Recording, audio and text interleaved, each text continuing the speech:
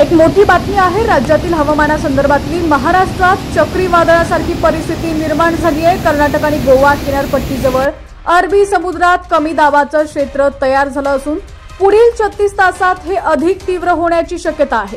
यामुळे कोकण आणि मध्य महाराष्ट्रात मुसळधार पावसाचा अंदाज हवामान खात्यानं वर्तवलेला आहे। या परिस्थितीमुळे प्रशासनानं मच्छीमारांना खोल समुद्रात मासेमारीस मनाई केलेली आहे। पूर आणि पाणी साचण्याची भीती असल्यानं स्थानिक प्रशासन सतर्क झालेलं आहे। नागरिकांना सुरक्षित राहण्याचं आणि आवश्यक खबरदारी घेण्याचं आवाहन करण्यात आलेलं आहे।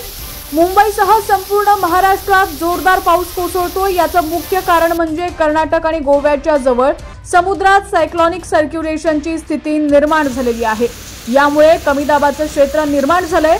येत्या 36 तासांमध्ये ते अधिक तीव्र होणार आहे। त्यामुळे कोकण मध्य महाराष्ट्रात मुसळधार पाऊस बरसणार असल्याची माहिती मिळतेय।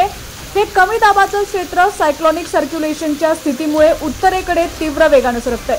त्यामुळे येत्या 3 ते 4 दिवसात मुसळधार पावसाची शक्यता वर्तवण्यात आली आहे। या स्थितीमुळे मच्छीमारांना खोल समुद्रात मासेमारी करण्यास देखील प्रशासनाकडून मनाई करण्यात आलेली आहे।